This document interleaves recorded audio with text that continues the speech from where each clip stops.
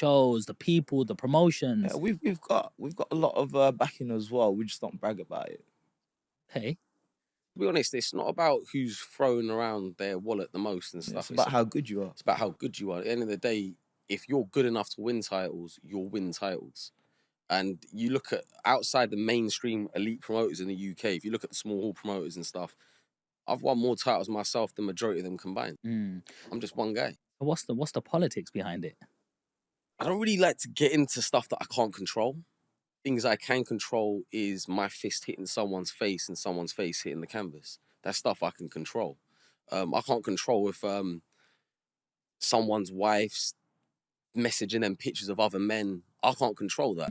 Certain people within the trade, Amir, Iqbal, Dickbal, Shitbal can't. Obviously his wife's messaging him pictures of other men and saying that she wants to get with them and stuff. I don't know what sort of cuck relationship he's got going on there. I noticed there's a long couch chair, seat there, and I see a smaller setup over there on the floor. I don't know if the camera can see that, but is that the sort of place where Amir Khan sits while he's watching someone like AJ plow through?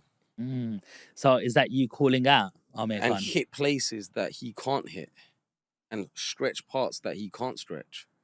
I'm just saying, at the end of the day, I've made it clear that I think Amir Khan is a waste of a man. There's a gentleman called Umar Bullet Tooth Kayani who said that on Terry Stone's podcast. He said, look, Amir Khan's a waste of a man. He's a very respected man in the Slough Pakistani community. And he's saying that about his own countrymen. He's saying that Amir Khan's a waste of a man. I agree with him. And I think everyone watching at home would agree with me, unless you are into watching your wife get blacked and stretched by AJ or another black guy or any guy in general. Yeah, I know Kiani quite well, actually. He's a good guy. He's a hard worker. He's a proper grafter, isn't he? He believes in his deen. He's very humble and he's very respectful as well. Yes. So how do you get them big fights to get your name up in lights? Look, that's difficult. All I can continue, because boxing at the moment, to me, I'm going to be truthful, it's a hobby. I know, like, at the end, my goal as a kid was to become the first Indian world champion. I got into boxing. I originally wanted to win a national title as an amateur. Originally then wanted to box for England. I'd done all this stuff. I then wanted to be a pro. I become a pro. I then was looking, I was thinking to myself, why has there never been an Indian world champion? Literally, there's over 1 billion people. There has now, isn't there? There is now, yeah, but at the time, there was none, like literally. So I'm looking for representation, guys that I could aspire to be like. And then I'm thinking to myself, there is no representation. And yeah, like it didn't sit right with me. And then even when I was getting the shaft of different promoters and stuff, I used to think to myself, you know what? I'm going to achieve something, and in 50 years time, 100 years time, whatever, people are going to be like, well, there's a guy that we could look up to. Like, there's a guy like me, because there's going to be, regardless of what anyone wants to say, there's going to be an Indian kid in school who doesn't want to go and become a lawyer or a doctor or something like that. And he thinks, I want to go into combat sports maybe. Has there been anyone like me? Because that's what I was doing when I was young. You might have done the same. Same. Looking for someone like you, and then they'll come across me. And they'll think, that's why to me it's very important. Growing up, I didn't see one Indian fighter that I looked up to or thought that this guy's also I want to be like this guy. I used to look at other brown guys thinking, is he Indian? Is it? But it's like he wasn't, and I was like, not disappointed. I was happy for them. They're still doing stuff, but I would always support them because there's a bit of resemblance towards me. So you might have got someone who was an Arab, like Naz, for example. Naseem Ahmed. Yeah, I used to look at him and he used to do well. And it's a bit of inspiration, but truly, it's not the same like when you're in school and you're comparing with your friends and you're going like, they're going to you, oh yeah, maybe you should just like do something different to boxing. Like maybe you shouldn't play sport. Like, and I'm thinking, but I'm good at football. I'm good at everything. Like, but why shouldn't I play sport? And they're like, yeah, but do you really get that? Like there's a film, Bend It Like Beckham.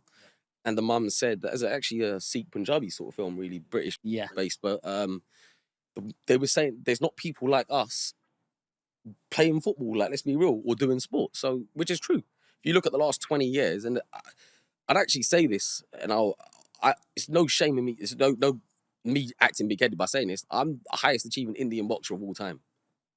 But I would actually fair to say the highest achieving British Indian sportsman.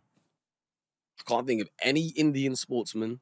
Monty Panesar played for England in cricket, but I don't know what titles he won, but there ain't been an Indian that's British on this planet has achieved higher than me. What's been your motivation? If you didn't have that, It was all idol in front legacy of for me. It was just like, originally it was just like, I don't really care if like I'm not making the million sort of pounds. It was just legacy. It was like, when I die, what are people going to remember? How much money I had, my bench press, my squat. What they're going to remember what you won, what you achieved on the battlefield. And on the battlefield, my record speaks for itself. And that's true. When you talk about, if you talk about empires, let's say India's had like the Sikh Empire and all this sort of stuff. Look at the amount of wars that you guys had won. And the numbers where you come with like 40 people against crazy amounts and you still manage to win and stuff. So that's the stuff people remember. They will remember that I went and won a world title with my friend two of my friends doing my corner. Do you know what I'm saying? Like risking it all on the line in a world title fight against an unbeaten fighter who's 18-0, who was world ranked with the WBC, the WBA, and the IBO. He had 2 WBC titles. Yeah, WBC international title ×2, and still knocking them out. Like that's what they'll remember.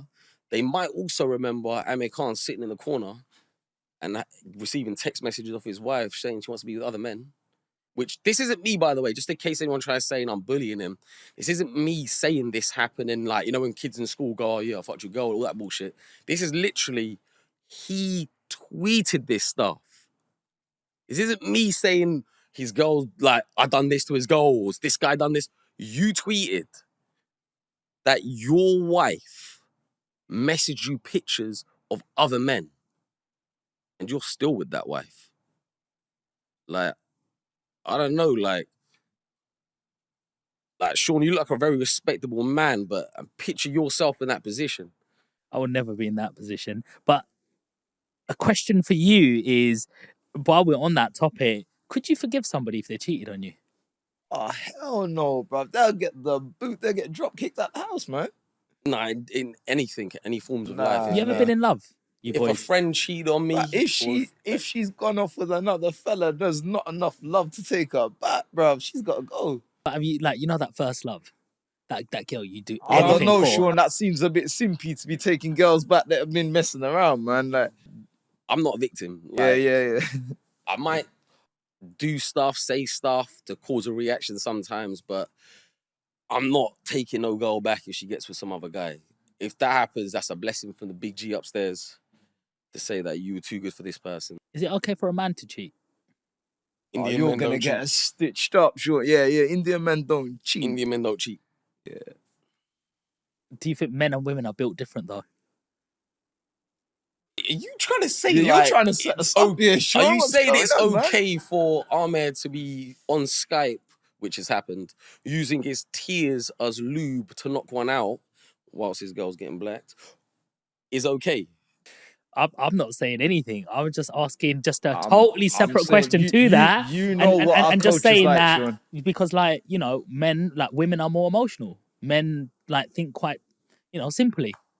You know, I don't know, man. Are you speaking from hear a lot. experience? Have you cheated on your wife or anything like that, or girlfriend? No. You haven't. I really hope he hasn't. Have you and not been caught? This is your podcast, not mine. I want to know your opinions. The masses want to know about Sean Land. They want to know about you. Like, are you a promiscuous guy? I also jump on podcasts, you know. Yeah, I talk about the real estate stuff.